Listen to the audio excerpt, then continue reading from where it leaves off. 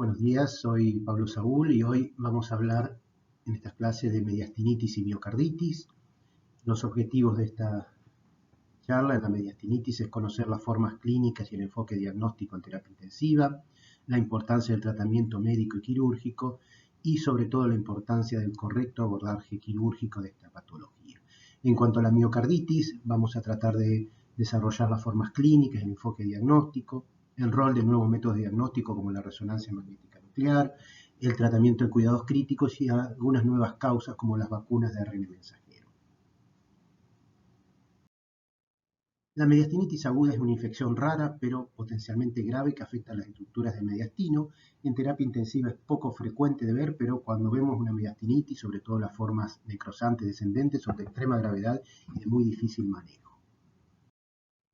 ¿Cómo clasificamos a la mediastinitis? Nosotros vamos a hablar de mediastinitis aguda. La clásica, la más conocida, es la mediastinitis necrosante descendente a partir de un foco de infección orofaringia, que en la era antibiótica ha disminuido mucho su frecuencia y solo ocasionalmente la podemos llegar a ver en terapia intensiva. La más frecuente de ver en la actualidad es la mediastinitis post cirugía cardiotorácica, que si bien es más frecuente en general, tiene una presentación relativamente menos grave que la mediastinitis necrosante descendente. Otra causa un poco menos frecuente es la mediastinitis post perforación esofágica, pero con los procedimientos que se realizan podemos llegar a verla. Las mediastinitis por contigüidad son muy poco frecuentes y una mediastinitis que es extremadamente infrecuente, pero que la nombramos por estar haciendo un curso de infectología crítica y que puede aparecer en el contexto de bioterrorismo, es la mediastinitis por carbunco o Bacillus anthracis.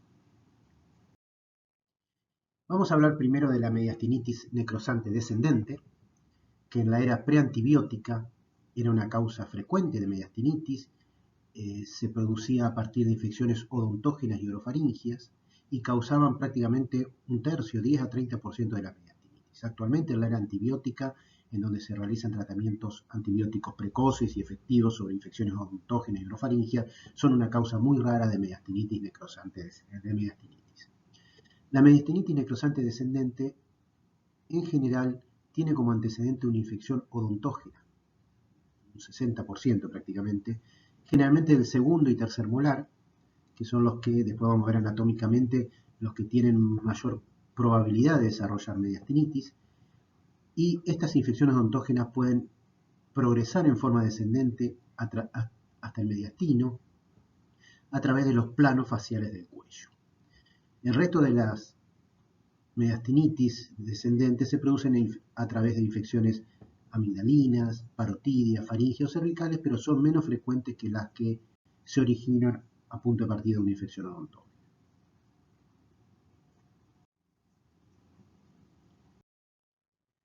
Antes de empezar con el tema de la mediastinitis necrosante descendente, debemos conocer un poco la anatomía del mediastino.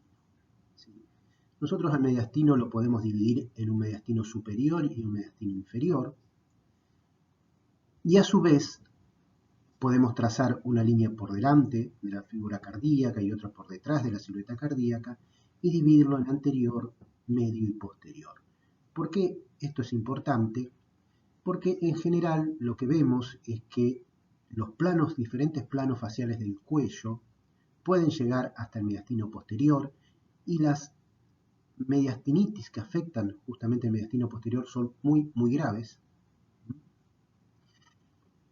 mientras que la mediastinitis que afectan sobre todo el mediastino superior o el anterior, en general tiene una evolución más localizada, menos grave, y la resolución quirúrgica es relativamente más simple y en general tienen un mejor pronóstico. En cambio, las que afectan el mediastino posterior requieren un tratamiento quirúrgico muy complejo y tienen una mortalidad mucho mayor. Entonces, la anatomía nos puede servir para determinar la gravedad. Si una mediastinitis afecta el mediastino posterior, incluso esto puede hacer que se extienda, hemos visto algunos casos que se puede llegar a extender hasta abdomen, estos cuadros son muy graves. ¿Cuál es la patogenia de la mediastinitis necrosante descendente? Como dijimos, la infección del segundo o tercer molar es uno de los factores predisponentes más frecuentes, más rara, en forma menos frecuente, la faringitis o el absceso periamidalino. La infección del segundo o tercer molar puede evolucionar hacia el flemón submandibular bilateral o angina de Ludwig, como vemos aquí, en donde hay un gran edema de la región submandibular. Muchas veces estos pacientes que hemos visto cuando ingresan a terapia intensiva, el gran problema es la dificultad para intubarlos, porque muchas veces este flemón submandibular produce una elevación de la lengua que queda comprimida contra el paladar y ahí es muy difícil de intubarlos. Muchas veces se requiere una intubación por fibrobroncoscopía o directamente una traqueostomía de urgencia.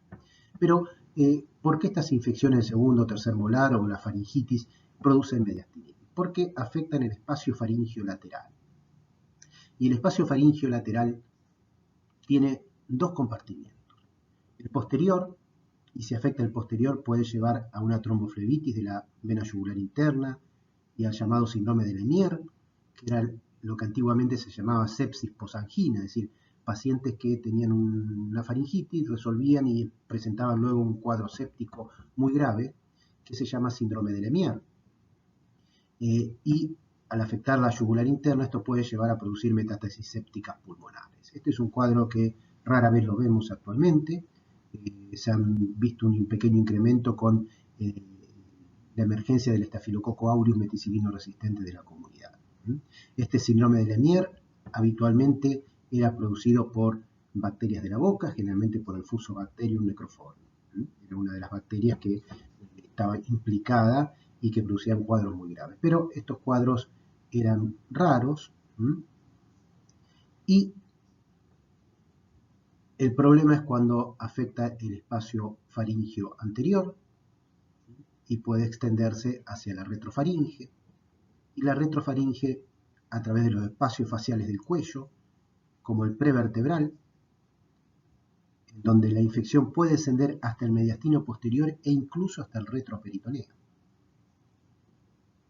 Ese es un espacio bien posterior.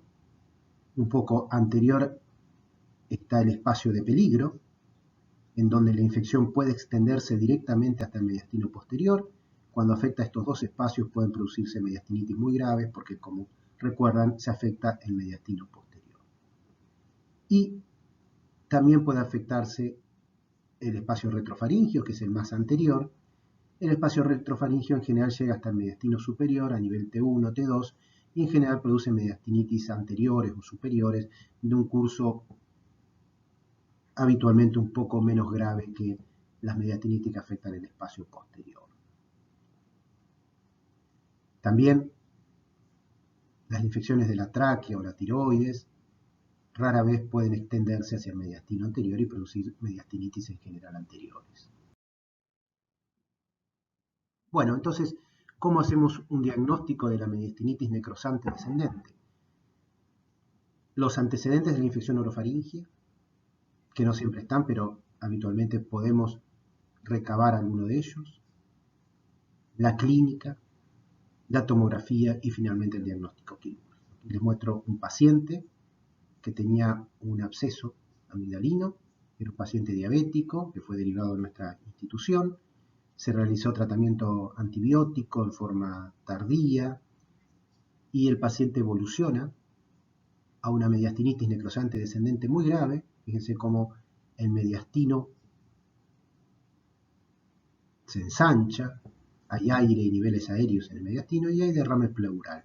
Siempre que usted tenga una mediastinitis y derrame pleural, el derrame pleural debe ser punzado porque en general es un empiema, ¿no? un exudado complicado. Igualmente, si ustedes tienen, por ejemplo, una infección molar o una infección orofaringea, un flemón submandibular, un absceso orofaringio, el paciente empieza con dolor torácico y presenta un derrame pleural, sospechen una mediastinitis necrosante descendente como mecanismo de la infección, de la propagación de la infección desde la región orofaringea hacia la pleura.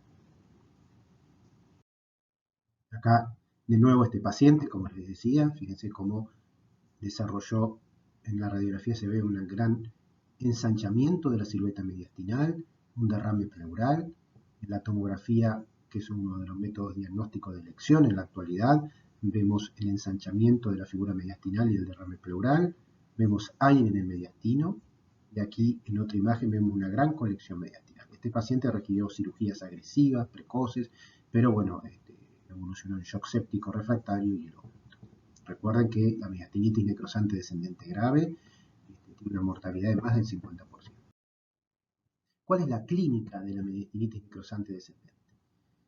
La clínica en general, los pacientes tienen dolor torácico, disnea, odinofagia, por el antecedente de la infección orofaringia, ya sea de infección odontógena o de un absceso amigdalino. Se presentan en la terapia con un cuadro de sepsis grave, shock séptico. Puede haber edema cervical o torácico, dolor pleurolítico por el derrame pleural.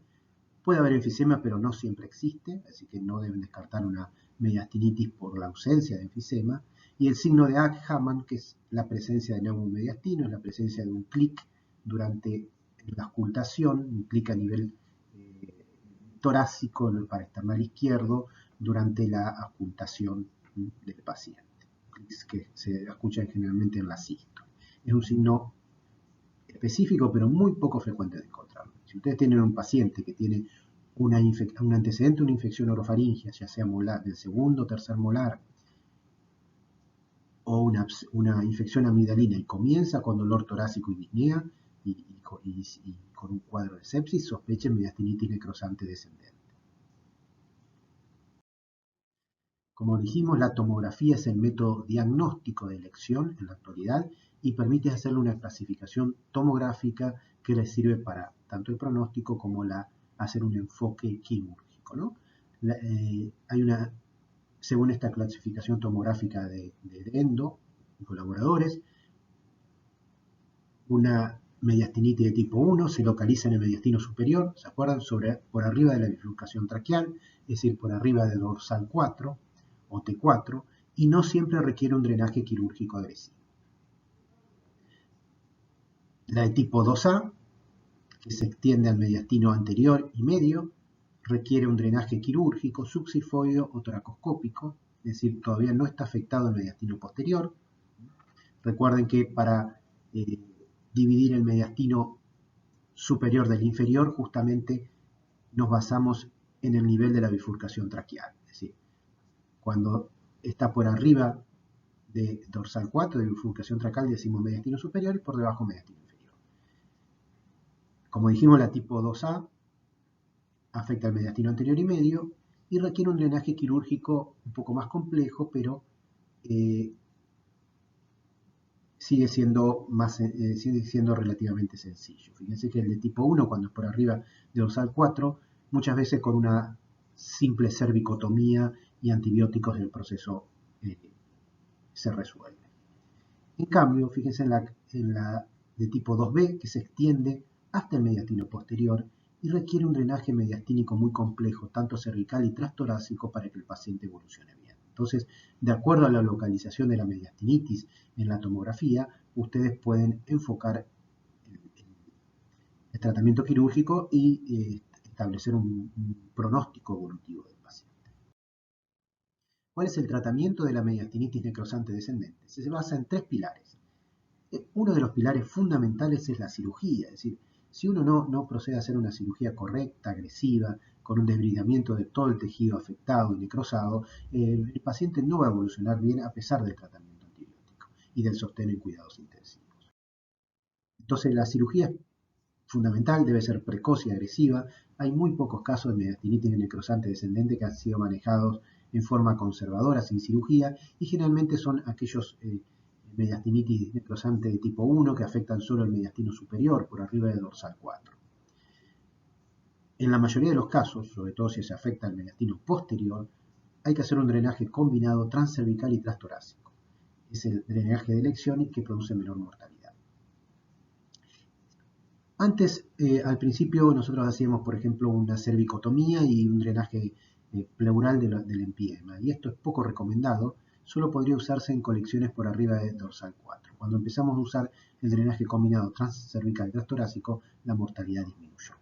El drenaje por videotoracoscopía existe poca experiencia En los pocos casos que lo hemos hecho, los pacientes han evolucionado mal y requirieron cirugías, digamos, convencionales con drenaje transcervical y transtorácico. El drenaje cervical aislado, hay estudios que muestran que es insuficiente en el 80% de los casos. Fíjense, cuando uno hace solo un drenaje cervical, la sobrevida es muy baja, y cuando hace un drenaje más agresivo transtorácico, la sobrevida puede llegar al 80%. Entonces recuerden, si se afecta el mediastino posterior, lo mejor es hacer un drenaje combinado transcervical y transtorácico. Tratamiento antibiótico debe cubrir la flora oral. Lo que más se usa es ampicilina sulbactam, asociado con clindamicina, algunos agregan gentamicina, hay otros esquemas, pero siempre cubriendo la flora oral, es decir, streptococos, el grupo virida, anaerobios, y en los pacientes que están internados, han tenido antibióticos previos, mala respuesta al tratamiento antibiótico inicial, uno puede ampliar el esquema. La mortalidad, recuerden, es muy alta, el 50%, por lo cual es fundamental un diagnóstico precoz y un tratamiento quirúrgico temprano y agresivo. Vamos a pasar a una segunda forma clínica que es muy parecida desde el punto de vista de la patogenia a la mediastinitis necrosante descendente y que es un poco más común en la actualidad, que es la mediastinitis post-perforación esofágica. La perforación esofágica es una complicación poco frecuente en la actualidad, por ejemplo, de las endoscopías con fibroscopio flexible, pero con la rígida es un poco mayor. La dilatación con balón, por ejemplo, de neoplasias, esto puede llevar a perforación, fíjense, hasta un 6% de las acalasias y un 10% de las neoplasias o de las fibrosis esofágicas o las esofagitis actínicas. La perforación esofágica espontánea, el síndrome de Boerhaave, que en alguna serie explica hasta el 30% de las perforaciones esofágicas. El trauma cerrado, el trauma penetrante, que puede ser un 20% de las perforaciones esofágicas. Lo que más vemos en el Hospital Muñiz es las perforaciones esofágicas por cuerpos extraños, ya que tenemos un servicio de endoscopía que realiza extracción de estos cuerpos extraños por un fibroscopio rígido. Entonces tenemos mucha derivación al servicio de endoscopía respiratoria para la extracción de cuerpos extraños. Y también se está viendo, sobre todo en las cirugías laparoscópicas del esófago, un porcentaje relativamente significante de perforaciones. Cuando uno ve las perforaciones que existen, por ejemplo, en el mundo, vemos que en los países más desarrollados, como en Estados Unidos, o países de elevados ingresos, la causa más frecuente de perforación esofágica es la instrumental, pero cuando vamos a países en vía de desarrollo, o por ejemplo en Chile, la causa más frecuente es el cuerpo extraño, y en nuestro país, por lo menos en nuestra experiencia, el cuerpo extraño es la causa más frecuente de perforación esofágica. ¿Cuál es la patogenia de la mediastinitis post-perforación esofágica? Es muy parecida a la mediastinitis necrosante descendente en el sentido que también es una enfermedad descendente. Generalmente, cuando se produce una perforación del esófago cervical, por efecto de la gravedad y la presión inspiratoria negativa, esta infección se extiende hacia los espacios faciales del cuello, ¿se acuerdan? Desde anterior a posterior, el espacio retrofaringio, el espacio de peligro, el espacio prevertebral, el espacio retrofaringio, ¿se acuerdan que iba hacia el mediastino superior? El espacio de peligro iba hacia el mediastino posterior, y el espacio prevertebral iba hacia el mediastino posterior, incluso al retroperitoneo. Y acá, fíjense, si la perforación se produce en el esófago torácico, el cuadro es muchísimo más grave porque el derrame se produce directamente en el mediastino posterior, y esto es importante. Las perforaciones esófago-torácicas en general son más graves que las del esófago cervical. Esto lleva a una mediastinitis química y posteriormente, junto con la contaminación por la flora oral, en general se produce una mediastinitis necrosante sinergista con flora aerobia y anaerobia. ¿Cuál es el tratamiento? La clínica es es muy parecida a la de mediastinitis necrosante descendente, pero con el antecedente de un procedimiento instrumental o la sospecha de la ingesta de un cuerpo extraño. El paciente empieza con dolor torácico, disnea, puede tener dolor pleurítico, puede haber enfisema, sobre todo en la región del cuello, y en estos casos uno debe sospecharlo. El diagnóstico se basa en la tomografía y y ante la sospecha de un cuerpo extraño, en realizar una endoscopía, sobre todo con un endoscopio rígido para tratar de sacar el cuerpo extraño. El tratamiento se basa en 4 pilares: la cirugía, el tratamiento antibiótico, que es cubrir la flora oral, el sostén en terapia intensiva, y acá se agrega una complejidad que es la nutrición. Como hay una perforación del esófago, nosotros debemos plantearlo cómo hacer la nutrición. A veces se puede colocar una sonda durante la cirugía o durante la endoscopía, o muchas veces lo que se le pide al cirujano cuando lo opera es que le realice una yeyunostomía. Esto es muy difícil de lograr que los cirujanos lo hagan, y si no, pasamos directamente a la nutrición parenteral, que en nuestra experiencia con frecuencia la requerimos, ya que el cirujano no realiza la yeyunostomía y es difícil a veces colocar una sonda enteral por la complejidad de la perforación. La cirugía en la mediastinitis post-perforación esofágica debe ser precoz y agresiva, con unos principios muy similares a la mediastinitis necrosante descendente. El drenaje combinado transcervical y transtorácico es de elección y ha disminuido la mortalidad. El transcervical exclusivo es poco recomendado y, como dijimos, en mediastinitis necrosante descendente podría realizarse en colecciones que están por arriba de dorsal 4 o de T4. El manejo de la perforación esofágica, ahora lo vamos a ver, depende sobre todo de la evaluación por el cirujano y de la situación del paciente. El drenaje por videotoracoscopía hay poca experiencia. ¿Cómo manejamos la perforación esofágica? Lo que se intenta siempre es la reparación primaria. Si el paciente está estable hemodinámicamente, si tiene tejidos viables, si no hay neoplasia o patología esofágica previa, y si la contaminación, cuando el cirujano explora, es mínima. Si no cumple alguno de estos criterios, hay diferentes estrategias: la esofagectomía con reconstrucción en 1 o 2 tiempos, el tubo en T, una exclusión o desviación esofágica, o la colocación de un stent, sobre todo en la neoplasia. Esto depende mucho de la evaluación quirúrgica. Podemos hacer un tratamiento conservador de la perforación esofágica. Si ustedes votan por el Hospital Muñiz, por el servicio de endoscopía, van a ver que algunos pacientes, endoscopía respiratoria, van a ver que algunos pacientes que tienen una perforación no se operan y son manejados en la sala, incluso no en la terapia, con tratamiento conservador, y muchas veces tienen buena evolución. Entonces recuerden, pero se deben cumplir algunos criterios. Primero, que exista un apoyo quirúrgico especializado, que el paciente no tenga patología esofágica previa, que la perforación sea muy precoz y intramural. Esto frecuentemente se ve en el servicio de endoscopía respiratoria en nuestro hospital, en donde le derivan un paciente con un cuerpo extraño, se intenta retirar por esofagoscopía rígida y se ve una pequeña perforación. En este caso, a veces se puede, es decir, no se puede extraer bien el cuerpo extraño, se produce una pequeña perforación y ahí uno puede llegar a hacer un tratamiento conservador. Si la perforación es muy precoz, circuncripta, si drena, esa perforación es transmural y drena el esófago, y muchas perforaciones cervicales instrumentales con detección precoz, como dijimos, pueden llegar a ser manejadas así. Otro criterio es que ustedes puedan tener imágenes disponibles y seriadas, que el paciente tenga síntomas mínimos, no debería tener mediastinitis, en este caso la opción es quirúrgica, y no debe tener sepsis.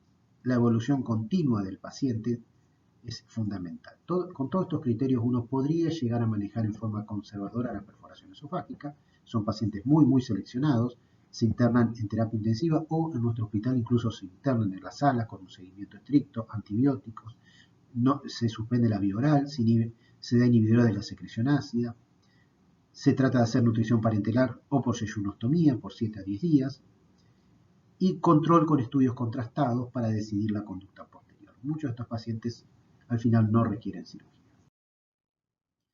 Una de las formas de diagnóstico de la perforación esofágica es hacer una placa simple de perfil, de cuello, y si ustedes ven un engrosamiento del espacio retrotraqueal, más de 22 milímetros, junto con la clínica, es decir, antecedente o sospecha de ingesta de cuerpo extraño, dolor torácico, enfisema, y ven un ensanchamiento del espacio retrotraqueal, sospechen una perforación esofágica. También ustedes pueden llegar a ver cuerpos extraños, como vemos en nuestro hospital, como la presencia de prótesis, ya sea en el esófago o en el tórax, y recuerden que las perforaciones del esófago torácico son las más graves porque drenan directamente al mediastino posterior. La mortalidad es muy alta en las perforaciones esofágicas, sobre todo si hay mediastinitis, ¿no? Y los factores de riesgo son la evolución prolongada de la perforación, si la perforación es espontánea por trauma, y recuerden la localización. Si la perforación es torácica, la mortalidad es mucho más alta.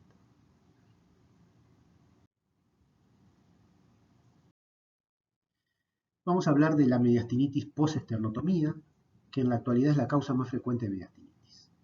Lo van a ver sobre todo si reciben pacientes post cirugía cardíaca. Esto se presenta depende de los centros, entre alrededor del 1 al 5%, y trasplantes cardíacos puede ser un poco mayor. Los factores de riesgo son la diabetes, la obesidad, las comorbilidades, la infección remota y la ausencia de profilaxis antibiótica. Otros factores son cuanto más prolongada es la cirugía, la reexploración por hemorragia, si la ventilación mecánica se extiende más de 48 horas, la infección de safenectomía, y está discutido si el puente con mamaria interna, que puede llegar a producir una isquemia external, sería un factor de riesgo. Esto está discutido. Bueno, acá de nuevo los factores de riesgo. Acá les marqué en amarillo algunos que son interesantes, como la diabetes mellitus y la necesidad de tener un buen control glucémico previo a la cirugía. Detectar la colonización nasal por Staphylococcus aureus es muy importante, ya que si está presente aumenta la probabilidad de mediastinitis 4 veces. El uso de mamaria interna, que está discutido, la profilaxis antibiótica inadecuada. Las contaminaciones de las unidades de calentador o enfriador han producido brotes de mediastinitis por micobacterias atípicas como la Mycobacterium chimerae y otros posoperatorios que conocemos como la ventilación mecánica, la internación prolongada, múltiples transfusiones, el estado de bajo gasto, y recuerden también la obesidad y el tabaquismo. La etiología, lo más frecuente y lo que tienen que pensar siempre son cocos gram positivos, Staphylococcus aureus y Staphylococcus coagulasa negativo. Y los bacilos gram negativos son poco frecuentes, pero recordar sobre todo si se usó venasafena y el paciente está muy grave, se debe cubrir bacilos gram negativos. La clínica, la mayoría de las mediastinitis postesternotomía se presentan dentro de las 2 semanas posquirúrgicas, como dijimos, Staphylococcus aureus y los bacilos gram negativos, aunque el Staphylococcus aureus predomina, en las infecciones agudas y precoces. En unidades donde tienen gran incidencia de bacilos gram negativos multiresistentes, hay que cubrirlos, obviamente. Y en las formas más tardías, uno debe pensar en Staphylococcus coagulasa negativo. Solo un 30% de los casos se presentan en forma fulminante con shock séptico. La presentación más común es un cuadro más indolente, con fiebre, dolor, cambios locales como eritema, secreción purulenta, inestabilidad external o decalage que no siempre está presente y que puede evolucionar en la mitad de los casos a una dehiscencia de la sutura. El diagnóstico es fundamentalmente clínico, la TAC puede ayudarlos, también algunos cirujanos hacen cultivo del marcapaso epicárdico, pero tiene alto porcentaje de falsos positivos, se podría usar el centellograma, la punción de colecciones, y los hemocultivos son positivos sobre todo en cuadros más graves, producidos por Staphylococcus aureus y bacilos gram negativos. El tratamiento, recuerden, los pilares siguen siendo el tratamiento quirúrgico y el antibiótico. El antibiótico, el esquema empírico debe cubrir siempre cocos gram positivos, usar vancomicina si ustedes sospechan o tienen en su unidad una alta incidencia de Staphylococcus aureus meticilino resistente, y en el paciente que está grave o usaron safena, es conveniente cubrir, por lo menos al principio, bacilos gram negativos. El tratamiento quirúrgico es muy complejo, esto es resorte del especialista, el cirujano cardiovascular, pero se debe hacer una cirugía muy amplia, con remoción de los alambres, debridamiento de los tejidos, remoción de catéteres marcapasos, hueso, tejidos desvitalizados, lavar la cavidad y luego en un segundo tiempo se puede hacer un método cerrado, que es poco usado, o un método abierto, en donde nosotros hemos visto muy buenos resultados, por ejemplo, con el simple uso del azúcar, y también se está usando el sistema de aspiración de vacío, el uso de injertos con músculo, la aumentoplastia, la plástica con músculos pectorales. El uso del sistema de aspiración de vacío VAC es prometedor, ha disminuido la necesidad de colgajos, parece disminuir la internación, algunos dicen que disminuye la mortalidad y permite al paciente que tenga una evolución favorable más precoz.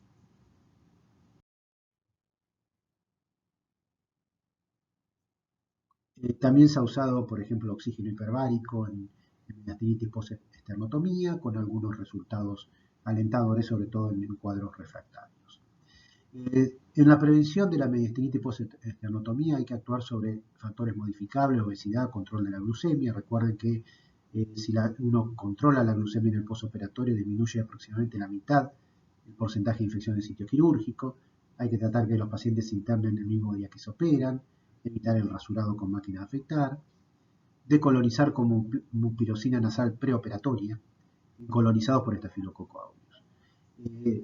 En general se recomienda aplicar el ungüento nasal. Ustedes saben que existe crema y ungüento nasal. En las narinas se debe usar ungüento nasal en ambas narinas cada 12 horas, el día previo, el día de la cirugía y 5 días posteriores. Profilaxia antibiótica en la inducción anestésica y por 24 horas posoperatorias. En general se usa una cefalosporina de primera y solamente se usa vancomicina en situaciones especiales en donde ustedes tienen una colonización por estafilococo aureus meti-R o en su unidad tienen un gran porcentaje de SAMR. También se debe actuar precozmente y tratar de que la intubación en terapia intensiva sea lo más breve posible. Finalmente vamos a hablar algo de la mediastinitis hemorrágica por Bacillus anthracis, que es el carbunco inhalatorio, y que es una forma de infección por carbunco muy poco frecuente y últimamente en la década del 2000 se dio por bioterrorismo. ¿Se acuerdan que en el 2001 se enviaron cartas por el sistema postal de Estados Unidos contaminadas con esporas de Bacillus anthracis y eso llevó a 22 casos inhalatorios y cutáneos y de los inhalatorios la mortalidad casi fue del 50%. En estos casos lo que se ve sobre todo es un ensanchamiento de mediastino, una mediastinitis necrosante hemorrágica que puede cursar con bacteriemias y meningitis. Fíjense que la mortalidad es muy alta, el 50% por lo menos, y con meningitis puede llegar al 100%. El tratamiento empírico, aquí les muestro algunas recomendaciones. En general, las últimas recomendaciones es usar varios fármacos como la ciprofloxacina, el meropenem y un inhibidor de la síntesis proteica, porque recuerden que el Bacillus anthracis produce varias toxinas y al inhibir la síntesis proteica uno inhibiría la síntesis de toxinas, como el linezolid, la clindamicina o la clindamicina. De acuerdo que tengan meningitis o no tengan meningitis, el tratamiento puede ser, digamos, puede variar. Cuando hay meningitis, cuando existe meningitis se debe hacer fluoroquinolonas, meropenem e inhibidor de síntesis proteica. Y cuando no existe meningitis, la fluoroquinolonas y un inhibidor de síntesis proteica sería un tratamiento adecuado. El tratamiento es prolongado y si hubo exposición inhalatoria, se debe continuar la profilaxis post-exposición después de suspender el tratamiento de las 3 semanas por 60 días. Últimamente también se están usando algunos anticuerpos monoclonales o se propone el uso. Y si uno considera que existió una exposición a un carbunco inhalatorio, debe hacerse un tratamiento con ciprofloxacina por 60 días, un tratamiento post-exposición.